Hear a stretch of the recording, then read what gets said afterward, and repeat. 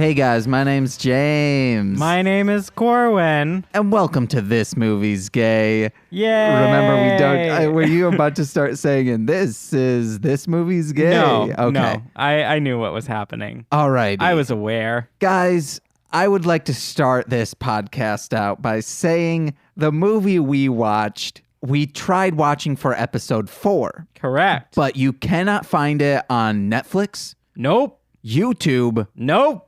Amazon, Not at all. Amazon Prime. Not there. Can't find it on the Pirate Bay. Anything. Not Can't there find at it all. on Kick-Ass Nope. Torrents. Nope. Vimeo. Nope. Daily Motion. Not there either. Anywhere. You can only find it to purchase on Amazon for DVD. You Correct. cannot rent anything. No. That is it. And I'm going to go right off the bat and say there's a reason for that. It's finally happened. A movie that I was just bored with. You were bored? Yes. Oh, that's fun. Why? Because you love that second movie we watched so much. What second movie? Or the third one. Oh. The third one we watched so much. Yes, because that is a good movie. It's Okay. Gay Bed and Breakfast. It's insane how we have seen, by now, we've seen, 12 movies? We reference Gay Bed and Breakfast. 11. We saw 11. No, this is our 13th. Yeah, but one episode was a TV show.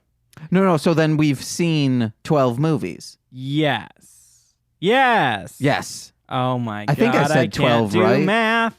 Yes. I think So, you did. It's crazy how much that has left an imprint on us. We bring it up every single episode, I feel like. We have promoted the crap out of this to the same 20 people for now, what is it, 11 weeks? Because we even brought it up on the Steven Universe episode for sure. Yeah, definitely.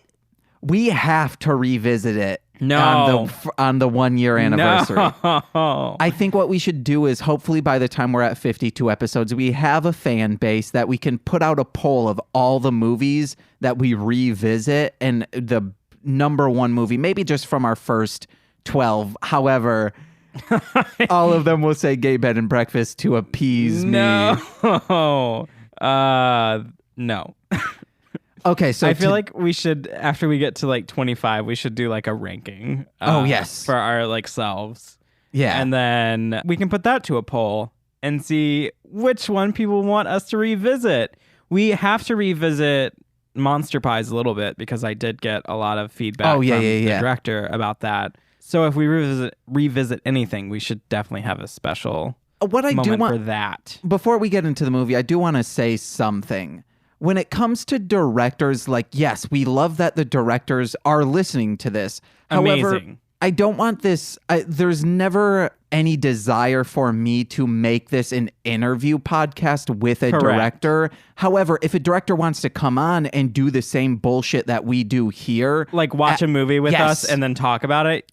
Love even that. if it's one of their movies. Yeah. If they're game to do what we did every single episode so far, I'm totally fine with that. Or for a small segment, but... Same. Yeah. It's also the fact that I would want them in-house instead of over the phone or something, because then the quality's better, there's no delay, and I like seeing the person's face. Yes. However, I love all those things. This is an idea that I've been shuffling around. When we get to the 1 year anniversary of Marshland Media, I want to do an episode where it'll be 3 people in the recording space. I want everyone who is a host on the network to be on the episode, but all of them will have to be in different rooms to prevent it would just be an insane mind fuck of an episode of everyone in this same space, 7 microphones. Well, I mean, you could have multiple people on each mic. No, that's terrible. Yeah, it is. Just be like, okay, I'm going to pass it. There's still, it would still be the same amount of mic bleed because pass. What will end up happening is people will be shouting over each other. Oh, yeah, definitely. We have a lot of enthusiastic hosts. Yeah. And also people who don't know volume control. that is our network. I found what I set out to just find people who were willing to record a podcast, not people who were equipped to record a podcast. They all know it. I'm not saying anything I haven't said on mic that I keep in every single episode. Am I the only one that has theater or like recording background? I think so. And even I mess up on the mics a lot. I mean, you're doing a lot better. And the only time you do have issues are when you just kind of like get a little bit like that. But I think that's just you. That is just me. That's your demeanor. It's more impactful in person because people are looking at me and they're like, oh, I'm focusing in on this person talking. Whereas I'm like, on recording, it's not the same, which is fine. Yeah. Just got to get used to it. Yeah. I'm already sort of used to it. Just got to remember to be used to it. Yeah. The main thing with everyone on the network is I just want them to have as long as they have a consistent volume. If it's consistently quiet, however, like whispering, it would still be bad. But it's the fact that they're very dynamic. We love dynamic. So let's get on to this movie. We watched Make-A-Wish from 2004, and I'm glad it was only $1. I thought it was 2014. No, 2004. 2004. Oh, I need to change my notes. No, yeah, and that's why I said a lot of our movies have been from that era. Yep, I remember that now. Yeah. And then I said, what happened in 2004? Yeah, I just wrote down things wrong. Were you then thinking this entire time this was made in 2014? No, I remember 2004, but then on my note paper, I wrote 2014. Okay. So, like, there were a couple of moments that I referenced it and was like, why is this so, like, dated? I get it now. I get it. I was like, everyone doesn't have a cell phone. Oh, what? No, yes. And you were probably... Then I even said when that happened, I said, in 2004, not everyone had a cell phone. And you were still thinking, James is bad at math. I didn't really have a cell phone in 2004 either. So that is correct. Until like 2008. I got one, I think. I had one that did minutes, like you had to add minutes to it, that I never really used because I never wanted to pay for it because I had to pay for it. Yeah. My parents didn't contribute to my cell phone. I had the same thing, but it was just in an emergency thing. My dad would give me whenever I would go somewhere. He'd say, hey, here's a cell phone. Use it in case of an emergency. No, mine was like, this is your phone. You have to put minutes on it if you want to use it. And I never used it. I used it to play Snake. That's it. Same. That is the only thing I used it for. Snake is such a good game. Occasionally I would text, but texts were expensive, so I tried not to do that ever. And yeah, that's... You didn't have a nights and weekends plan? No. Oh, so this was just like a track phone. It was literally just like, it was a little flip phone. It was gray. Why'd you need a burner phone, dude? I had a burner phone because I only had a burner phone because I drove. Well, before I drove, I went to school outside. I went to school in the same district as my dad, but I normally stayed with my mom. So I had to travel to school for the most part. I had a phone in case something happened. Okay, so yes, it was an emergency phone. Yeah. All right. And I just always had it. Hey, parents, just give your kids an emergency phone. It doesn't need to be an iPhone. Give them one that just has minutes. They can play Snake on it, and they'll be fine. No Wi-Fi. None of that. Because then they'll be on Instagram trying to sext each other. You think teenagers aren't sexting these days? I feel like they can be fine with phones. Just be responsible. But yes, 2004, Make-A-Wish, and it just What's your dragged. wish, James? What's your wish? Make a wish now. A Make-A-Wish cut out 20 minutes from the movie. Maybe that last bit where they just suddenly were all alive again. What was that? I don't know. Okay, so a lot of people hearken this to Friday the 13th, and Friday the 13th has the ending always makes it seem like, oh, was this a dream or not? Uh-huh. So that's the only reason I could think of. Maybe everything she thought or I mean, what we saw was actually just her thinking out the weekend. Yeah, because we never saw Dawn again. Yeah. That would explain why it didn't really make sense. But before we get into it, let's do a brief rundown of the movie. Okay. So it's Make-A-Wish from 2004. You can only get it by ordering the DVD. We own that now. Yes. Yes. That is something I will write off on my taxes. Go ahead and run through the movie real quick, James. Okay, so, and this, just like our other horror movies, I made up names because I couldn't think of it. So it starts out, all of these lesbians, ex-girlfriends of the main character, who, spoiler alert, ends up being the killer. I called her Susan Muntz, like Nelson Muntz, because I wrote down that Susan is the annoying bully in school that everyone reluctantly tolerates, and that's how she acts. It does jump scares at people, waves dead fish in their face. Everything that a stupid bully would do, Susan does. I called her an edgelord multiple times. You did. I said she had a very Sigourney Weaver feel, only in that she like carried around a machete and a gun and was like, yeah. And sort of looked like her. And sort of looked like Sigourney Weaver. Correct. But everything else, not even close. No, Sigourney's awesome. So then we have our main cast of characters. We have Curly and Red. They're an item. Red was never dating Susan Muntz. Curly was, though. All of these girls have cheated on Muntz. Then we see Down Under, which I called one of them, who is straight, but also gay, aka bisexual. I kept referring her in my head as Coyote Ugly because she looks like the main character in Coyote Ugly. Yeah, and Down Under is kind of, what's his face? Now this is a knife. Crocodile Dundee. Let's call her Dundee. We figured it out, guys. So Dundee is dating Long Nip, which is a man. He had pierced nipples, but it looked like the piercings, the ring were bars instead of a hoop. They were hoops. But from a long distance, it looked like he had long nipples because of them. Very weird camera shots for him. And he was constantly changing skin tone. He was either pale white, not, like sort of tan, or very tan. And then charred, because dude gets burned. He really does change skin tone all the time. Oh, that one's bad. One's bad. And then we see the Witchwool RPG, because she wanted to play role-playing over the phone to say, hey, I'm not actually showing up, which does go into our dream sequence. She does say, hey, I'm not showing up this year, and she doesn't actually show up. Yeah, I don't know. We don't know. She's there.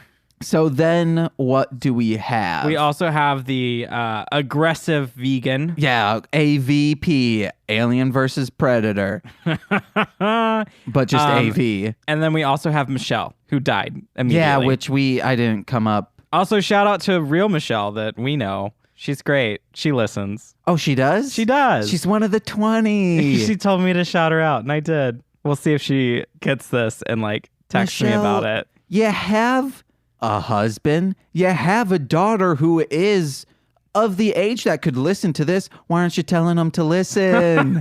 Please. We need those two. We need a younger demographic for sure, because the younger demographic going into college probably tells everyone, hey, listen to this podcast in the dorm, in the commons area. This podcast is now just me demanding our fans show people.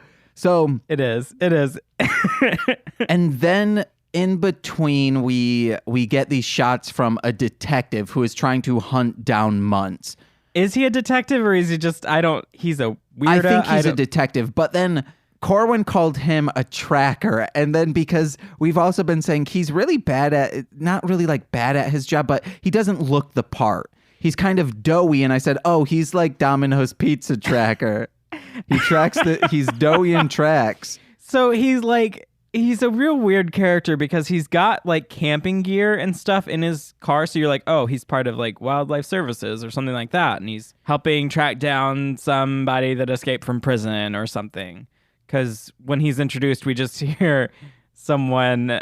We'll get to this later. Oh, no, we can talk about it now. So C. Martinez. The person that's like registering people coming into this park, the wildlife person, she gets a call and she's like, oh, what's that? Missing from where?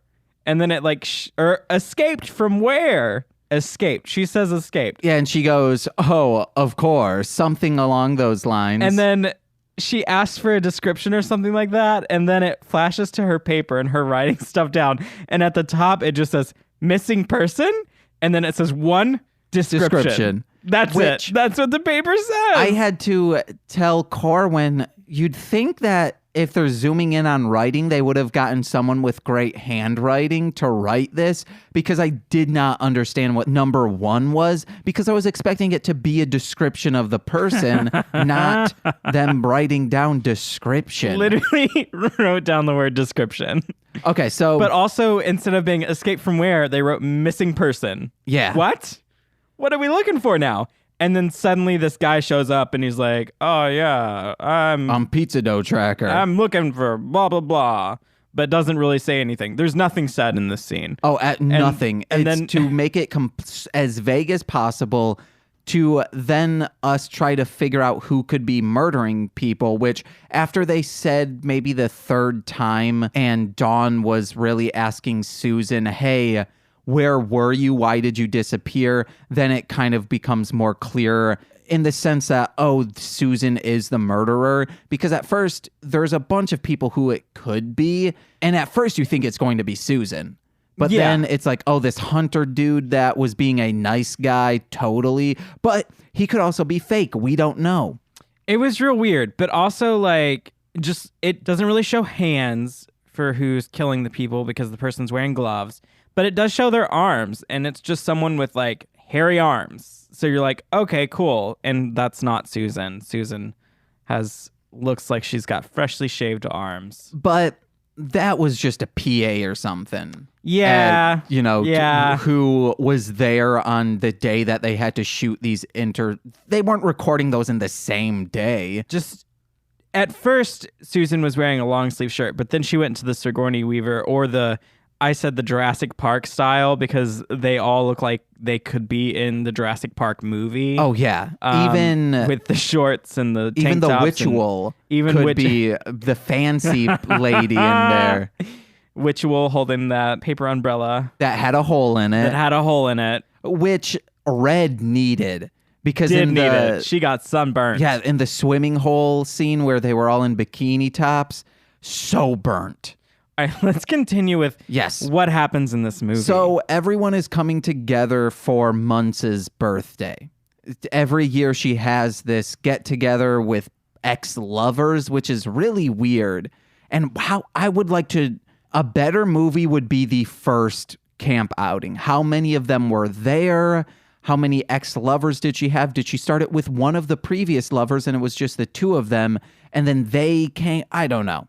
It's very strange, and why anyone would do this is bonkers. And why Red would go with them. Or was Red in the ending sequence? Yes. No, I don't. There were 4 people. It was Red, Curls, AVP, and Coyote Ugly. Why wouldn't Michelle be there too? Unless she really did kill her the night before. But there's no reason that she would want to kill Red, though. Oh, unless she cheated. Curls cheated on Monse with Red. Correct. Okay. God, it's dumb to invite all of your exes together. I'm like, that's very brave. Like, good for you. I'm a coward, though. But they seem to be all friends still. I don't know. But I feel like this delves into some side of LGBT culture that I'm unfamiliar with. Yeah. Because I don't know. You're a shut-in. I am a shut-in. Who also does theater. You're complex. I have layers. You do. You're an onion. Like an ogre. Or a 3-tiered cake. Yes, we'll do that. Okay, so then they're all at this camping trip, and then they start being murdered. Also, Long Nip was there, who, when he gets caught in a bear trap and that's chained to a tree, which is nice. I enjoyed that because I was thinking, dude could just run away. We don't see. So usually when someone's caught in a bear trap, we see the bear trap. We're like, oh, I thought that's clearly a bear trap. No, there was just a chain wrapped around his ankle. It was covered by blood. Covered by blood. There's just a chain. We were like, what is this? I don't understand. Also, for Long Nip, I also don't understand how his girlfriend, Coyote Ugly, left first, and we had a scene with her leaving first and being like, gotta go. Susan's real weird about her birthday. Unless that didn't happen. That probably did happen because it's them like leaving to go there. I don't know. But then they all meet up together. But anyway, it's Coyote Ugly leaving first. Yeah, I had that down. Suddenly Steve somehow got there first and had an altercation with Susan. Maybe Dundee has a small bladder and needs to constantly go to the side, but he was driving a big old truck that doesn't get as good gas mileage as her tiny car. No idea. It's very confusing. Can I put down, I would like to bring up the first note that I put down for the movie, which was from a screenplay by, instead of just saying screenplay by. Does that mean they just took someone's, it's like a story by credit, and they just kind of said, oh, we like your screenplay, but we're completely going to change it up? I feel like that's probably what it was. But then the person, I think her name was like Lauren Jacobson, was also the producer of the movie. So it was just very weird. Maybe it was all improv. That would explain so much. Anyway, keep going with your synopsis. Well, that's it. They start being murdered by someone we don't see who murders. We mysteriously see hands murdering people. So first Michelle's murdered the night before in her car. Yes. And then aggressive AVP was murdered, which how? So Susan was at the camp with everyone. AVP. Remember, this is all a dream sequence. Yeah. It explains everything. No, she wasn't though. She wasn't. Remember, they go back and make out and then they leave.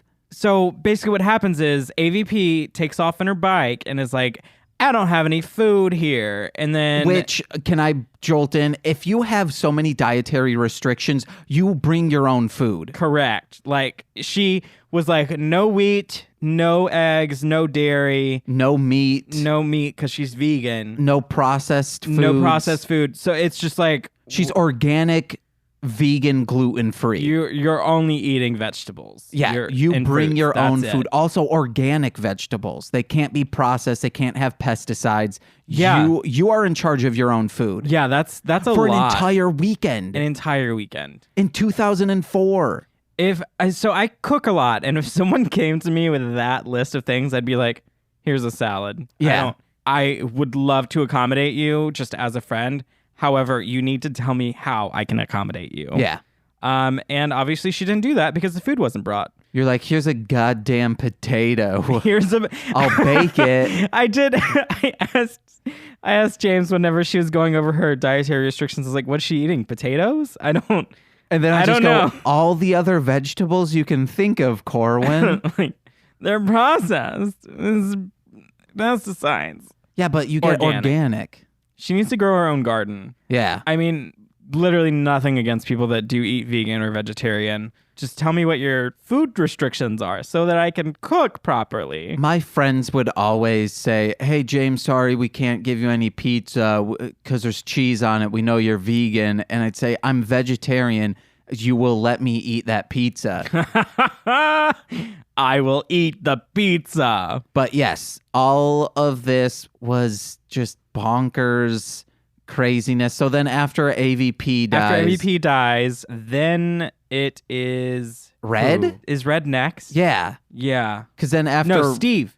Oh, Steve dies. So Steve gets caught in the tree with the chain. And then he just like passes out or something, he doesn't scream for help. None of that. He just submits. He just sits there quietly. And then we do see that his jacket is removed, which I think, wasn't it a leather jacket and you could see someone wearing it? Don't know. Did not pay enough attention to Steve to know his costume. Oh, man, Steve was hot as fuck. I did like his hair. He had very nice hair. I wish I had hair like Steve, but I'd pull it out, so I can't have hair like that. He was a lot. I also, why is he going and spying on his girlfriend?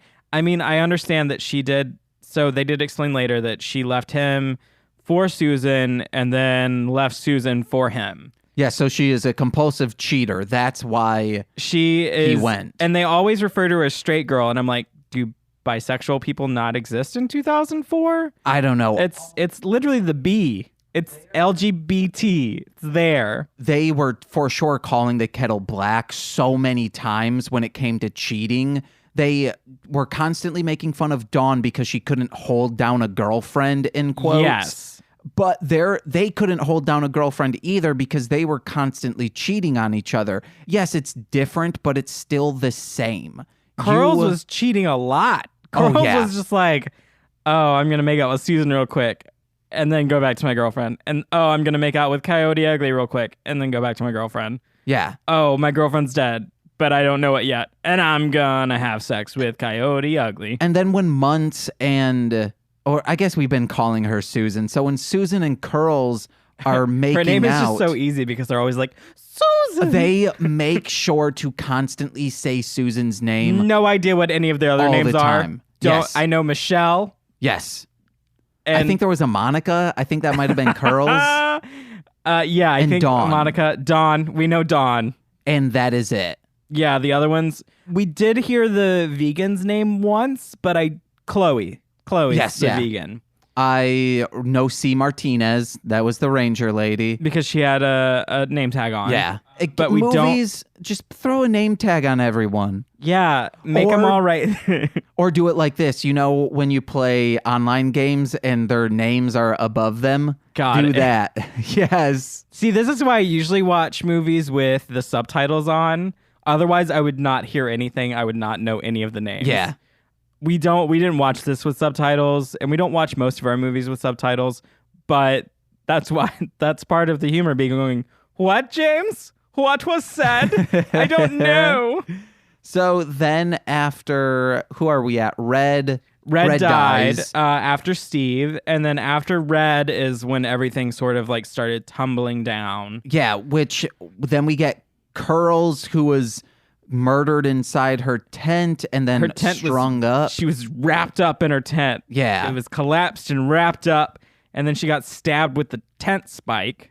And then the worst death and the most unrealistic death in the entire movie is Dundee. She dies by just getting pushed in the lake. And it's not even pushed. She's looking for Curls. She's like, Curls, I knew you would come. And then she just stands there and stares at a shadow, stares, and we just see a shadow coming up on her face. And we're like, okay, what's happening?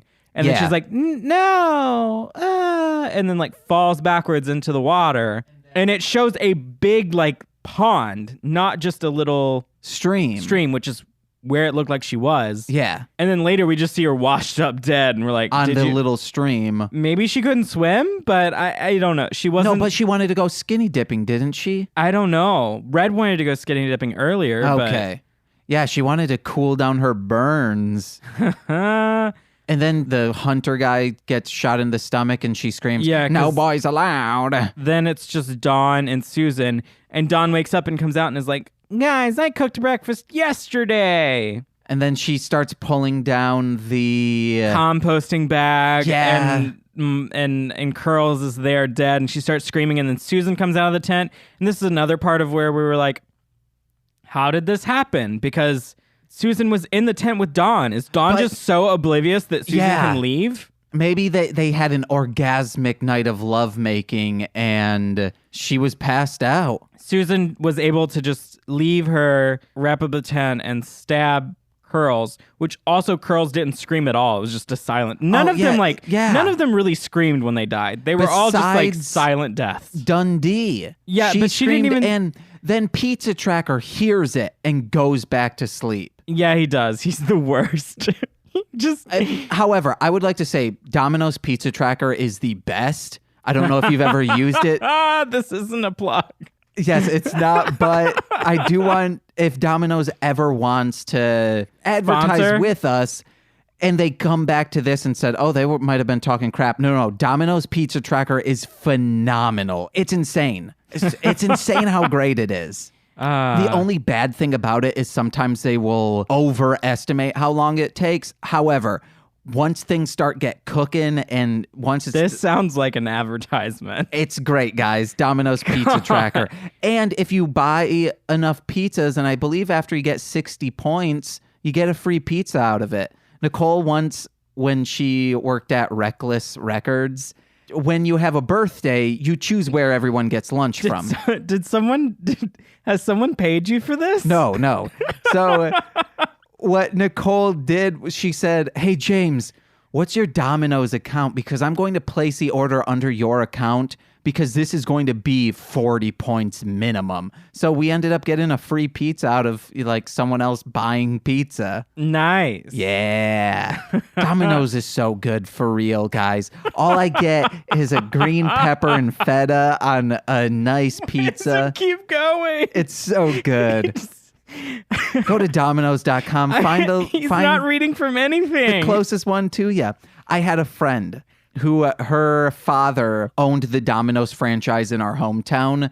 So the first time I ever went over to their house, they said, hey, James, what do you want on your pizza? I was like, oh, whatever you guys are going to get. And they said, no. My dad owns like the franchises. We get free pizza. You can have whatever you want. And I go, I want everything. I want heavy pepperonis and extra sauce. And she goes, okay, do you want like extra or double? And I said, what's the difference? And she explains like, well, extra is like 1.5 of what you normally put on and double is double the amount. And I say double. And it is the best pizza I have ever had. It's just like, it's like you cannot see any cheese. It's just pepperoni and then so much sauce. It's so good. It's immediate heartburn.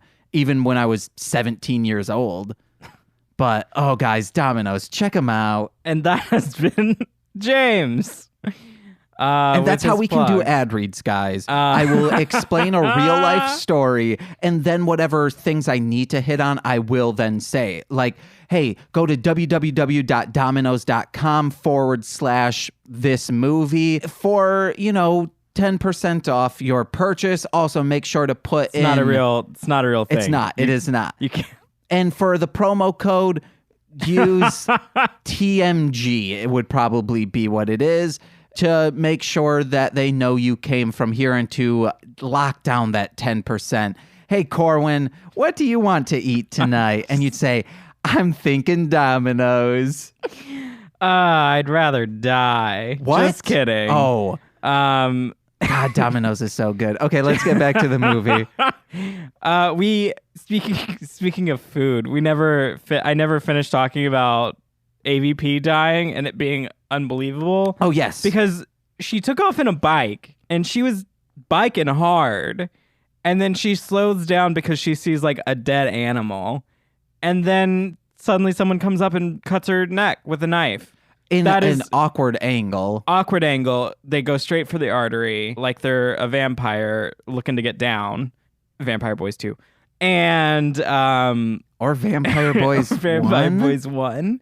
Jason. So that happens, but while that happens, we see Susan like in the camp and she just freaks out for a second and is like, oh, I forgot something in the car. And she like goes to get that. And she comes back later from the car. Maybe she used the car to like drive and kill. It seems unbelievable. They would have noticed that she left in the car because your car is going to be sort of anything. No one noticed anything. And it was just like, what? The only thing they had a keen sense of is when someone was cheating on another person. That is it. And the thing is, a lot of the kills were done in a way that it's like, oh, this seems like a very either a killer yeah, it seems like killer stumbled upon them and was like, I'm going to kill them now. Yeah. Not, it's saying Susan is saying that it is very premeditated, which how did she, I mean, she would have known the vegan girl, if she didn't bring any food, would need to go and get food, but they told her to take the car and she didn't. Maybe if she took the car, Susan would have said, oh, let me go with you. But remember, I think this is all a murder fantasy. It's all a murder fantasy. Yeah. This is how I think the movie actually plays out. All of them come, Susan saying, oh, I made my wish, and then she just stands up and shoots all 4 of them. Probably. She's like, Dawn doesn't deserve this. Yeah. Which we never see Dawn again after the murder scene for Dawn. Which she doesn't get murdered. She just looks up and goes, yeah, it's the killer pulling barbed wire against her neck and her fighting against it. And then just suddenly the killer releases the barbed wire and Dawn looks up and has, gashes in her throat from the barbed wire, but she's not bleeding profusely or anything like that. And she's just like, and then it flashes back to Susan on the mountain being like, oh, I see a meadow, and then running back to go find Dawn. So we're like, what? Yeah, I don't think Dawn was ever there. This is all a murder fantasy. None of it ever happened. It didn't happen. It's just a fantasy. Like, I don't think Steve is actually there. He never showed up, which if he left after her, that would not have happened. That was all a fantasy that was playing out in her mind of how she wanted things to go. So the only one that has died is maybe Michelle. Yes. That's it. And then in the beginning you were saying, man, I hate this camera angle that's in Michelle's car. It was showing so the reason I hated it is because it was just showing from the backseat to Michelle and it's like pointing out the window and stuff. And okay, that's fine. But it had Michelle on her phone, like calling Susan to be like, where are you, Susan? And you just see a shot of the phone and her holding the phone. You don't see her lips moving or anything like that. So you're like, what's happening? It was making me anticipate that something would pop out in the window. Yeah. If they did that, it would have paid off. But since they didn't, I don't know if it was to promote fake suspense. And then the other thing with that scene with Michelle being murdered is that she gets out of the car and is like, oh, I'm glad you turned off. It wasn't, oh, Susan. It didn't acknowledge that it was Susan at all, which she would have. Like, if I was broken down on the side of the road and then you just showed up and you were holding the jack or whatever to take the stuff off, I'd be like, James. No, you'd say, my brother. Or something like that, not like, oh, I'm glad you turned off to help me. Yeah, it should have, name aside, it should have been more excitement to let us know that this is someone that they know. Well, especially because she had just called Susan to be like, I think I messed up my directions. Yeah, because them saying, hey, I'm glad you pulled aside makes it seem like it could be a random person. Yeah, this is a stranger. And if someone came up, if Susan was hiding her identity via a mask or something like that, she wouldn't look up and be like, oh, I'm glad you pulled off. It'd be like, what the fuck? I thought when Dundee fell off the side of the cliff into the huge pond lake, I thought what was going to happen is... Was there a cliff? I think it was. Because you see where she fell, there's a cliff up. I think she fell off a cliff. Yeah, I don't know. So I thought what was going to happen was whoever the killer was going to be like puppeteering curls.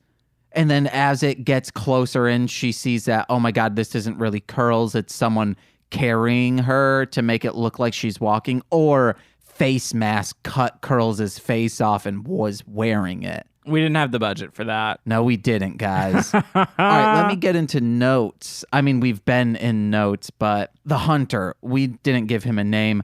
He winked, and I think winking is gross. Frank does it to me. Of course, he's just like closing one of his eyes, but I call him a creep now. Creepy cruiser. Yeah, Frank's a creepy cruiser. A creepy kitten. Oh, man. What else do I got? There was an adorable cat in the background of Witchables. Not Witchables. Witchuals. She's got Witchables. Oh man, don't you love those like little pizzas that came with Witchables? But if you wanted to graduate to a bigger pizza, my God. Domino's. Okay. The hunter kept saying, it bothers me when a man's being bothersome to a lady being bothersome. It's bothersome to me. Yeah, now you're being bothersome to me. And that dude just quickly dodged out of Long Nip's fists coming right at him, and then does this weird move that subdues him, but I don't think would subdue anyone, where he just kind of like puts his elbow on from behind his like shoulder and then cranks his other arm. Do you remember that motion? I don't. He like held him from behind, grabbed his, right arm, and then just put his left arm on the top of Long Nip's left shoulder and kind of just go like crunches him a little. I don't remember that. Okay. But that sounds weird. That sounds like a weird description. We're not going to try it. When we first see Susan and Curls together, they start kind of getting passionately looking into each other's eyes, and Curls kind of caresses her arm and says, "Very nice." And I thought that was creepy. There are a lot of creepy moments in this movie. My first note I wrote was before GPS, 3 exclamation marks. Because Michelle was trying to find the place and she looked at her agenda, her planner, where she had the directions written down. Yeah, there was one time when I went camping, and I hate staying at overnight camping. And it was, Michigan has a lot of woodsy area, so it was deep in a forest for this campsite. I was with, who was I with? I think I was with Marshall and some other people. Marshall, he's in a band called Flexidecibel. You should check them out. They're very good. So I was there, and I decided to just leave in the middle of the night. I said, yeah, I can make my way back. I could not make my way back. I was afraid that my car was going to run out of gas. I wasn't going to be able to find myself back because it was also in an area of the state that I didn't know. So I had to just keep going. And then finally I saw a sign that said Ludington this way. And I said, okay, if I make it to Ludington at least has an off-ramp to the highway that I'm aware of. That'll be fine. And luckily that's what happened. I didn't need to call my dad at, the middle of the night saying, "Hey, Dad, I know I'm out on my own and I'm 21, but I really need help. Just can I tell you the address that I'm at? You go on a MapQuest because I don't have a phone with internet." I was also about to whip out the phone that it's still the same phone that I have right now. And this was 5 years ago. Jeez. I was going to take this, and there is a GPS on it, but it probably would have cost $12 to use. I once got lost in the back roads of Tennessee because my friend's house was in the middle of nowhere. It's one of those where you like take a left at the old barn, and like it's literally one of those. And I don't know if I'd been there before or not. I think I had been there once, and I thought that I remembered the directions, but suddenly I ended up on a dirt road, and I was like, nope, this isn't right. So I just turned around. I made my way back. You called up that friend and said, "Nah, I'm not coming today." Yeah, pretty much. I don't remember what happened. I think I was going to his house to pick someone up or something like that. So I had to turn back around. I found my way back to society and then like try to recreate the directions. And I think I ended up finding it eventually. Guys, Corwyn is such a good tracker.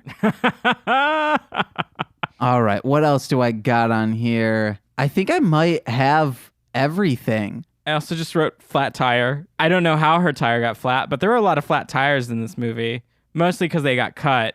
Which, how did Susan get over to cut the tracker dude's tires? Susan has super strength that comes with being a crazy person. Super strength and super speed? Yeah, like the guy from Split. She can just teleport. Yeah, or she just knows these backwoods like the back of her hand.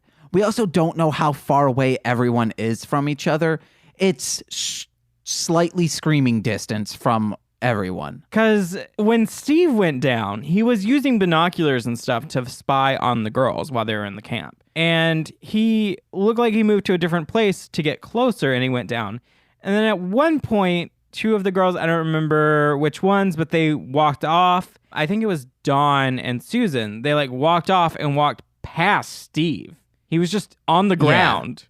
But it was nighttime, wasn't it? It was, so they didn't see him, but they did hear him like make a noise. But it seemed like that was close enough to camp that during the daytime they would have just spotted him. Yeah, this is what you and I should do. We should go to like the real Midwest, like Oklahoma or something where there are like meadows and prairies. And you and I will have like a geocache thing so we can see how far away we are from each other and just, walk 500 feet, scream. If we can still hear each other, we say, okay, how far away are we? Okay, that is how far away in this movie they could have been. And we'll just keep going and we'll have walkie-talkies or something or a cell phone to say, hey, did you just scream? I didn't hear you. And then we know, okay, they're within this amount of space from each other. We can write it off on our taxes. But they never, because for this podcast. They never really screamed though. Lauren does. So that's once. Wait, which one was Lauren? Oh wait, was it Lauren? Yeah, Crocodile Dundee. Okay. Coyote Dundee, that's her name. Coyote Dundee. I'm like, who? I'm sorry. I didn't know if that's her name. The chef. Yeah, there was one moment where she was like, that's not how you cut a tomato. And then they say, oh, coming from the straight. And she said, no, coming from the chef. I think that's what she says. That is exactly what happens in that scene. So I have flat tire. Don't know how that happened, whatever. And then Michelle got out to change her tire. I was like, yeah, change that tire. But she didn't have a jack or anything. So I was like, what? What do you think you're going to do? How are you going to... She takes out the manual to see, how do I do this? She literally took out the manual and she took out the pipe wrench. I don't know what it's called. The thing that you take the lug nuts off with. Yeah. She took that out and that's it. And then James made a joke about continuity error because the killer went and picked up the pipe wrench or whatever and they were wearing gloves. They had gloves. And I said... like, continuity error. Michelle's not wearing gloves right now. And then Corwyn goes, no, that's the killer. And I say, yes, I know that, Corwyn. I was so into it. But also, we didn't even really need to say continuity error because it seemed like the whole movie had that. So it's fine. Yeah. It's fine. Remember, it's just a murder fantasy. It's a murder fantasy. And I only have one more note. Do you think there was a huge age difference between Curls and Red? I don't know. Curls seemed like... they were in their mid-30s, whereas Red seemed like they were in their mid-20s. Possibly. Part of the joke was that Red was a trust fund baby. Yeah. Which doesn't come across until she wears that, like slight kimono thing. I don't know what those shirts are called. I don't know. I don't either, but I was like, she probably shouldn't be wearing that, but that's fine. It's like something that Chi-Chi would wear in Dragon Ball Z, not Dragon Ball... unless you're talking about the later episodes of Dragon Ball when she's an older adult. Yeah. You know Chi-Chi. But wouldn't Bulma wear that too? No, Bulma is more... mechanic outfit. Yeah. Bulma's a man's man, I love her. Steve said some traditions need to die about them going camping. And I'm like, okay. I mean, that is Steve. A tradition that should not have ever happened. I mean...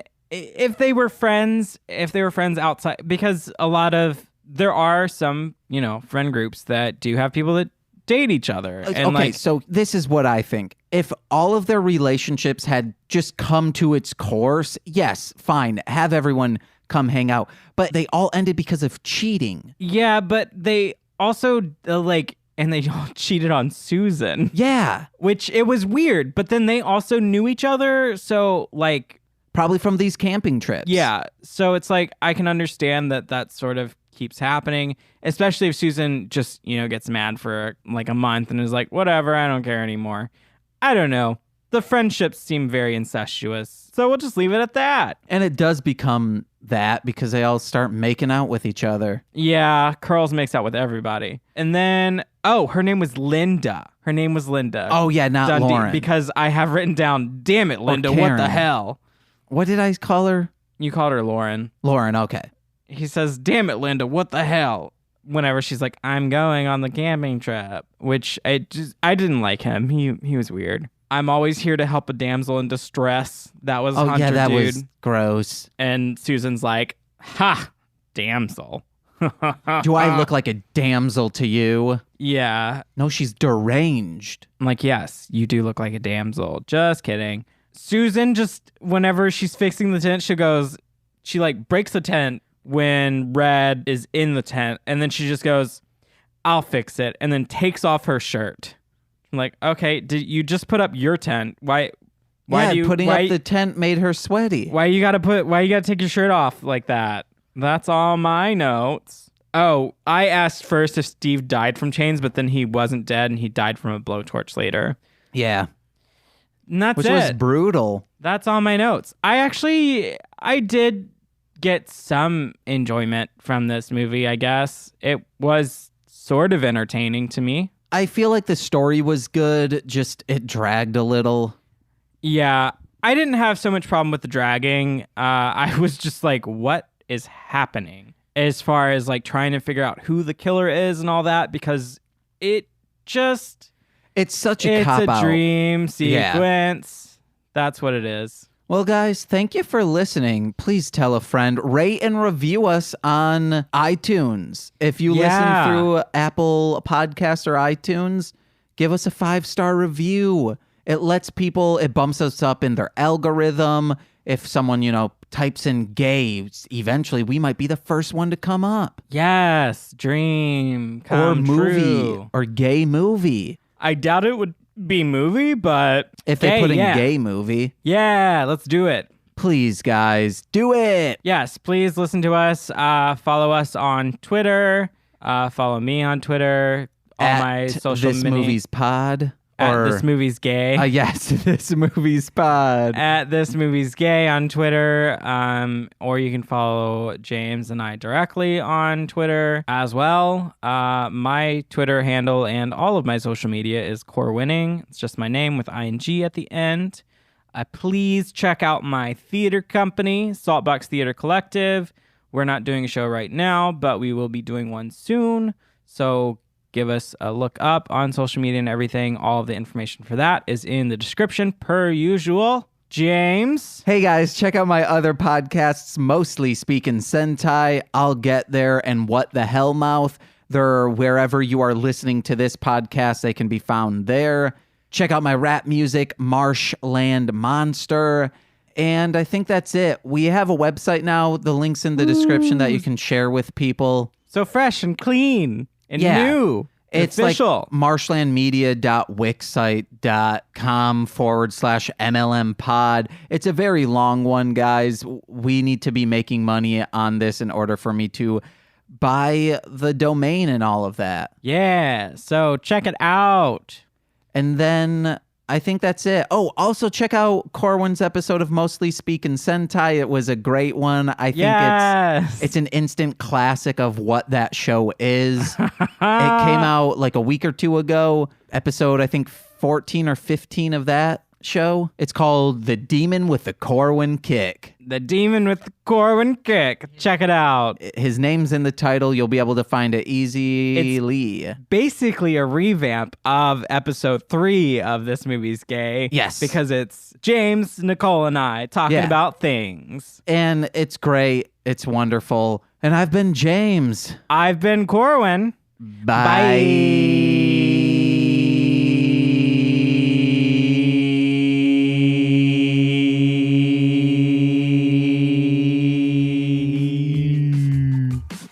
Bye, guys.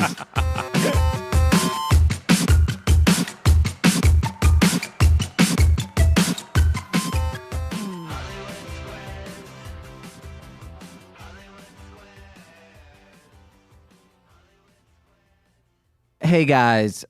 Check out my other podcasts, no, that's not it. Hey, guys, check out my other podcast. Oh, my God. This has been a Marshland Media production, produced by James McCullum. For more content, please visit mlmpod.com. To support our network and have access to exclusive podcasts, head over to patreon.com/MLMpod and sign up today.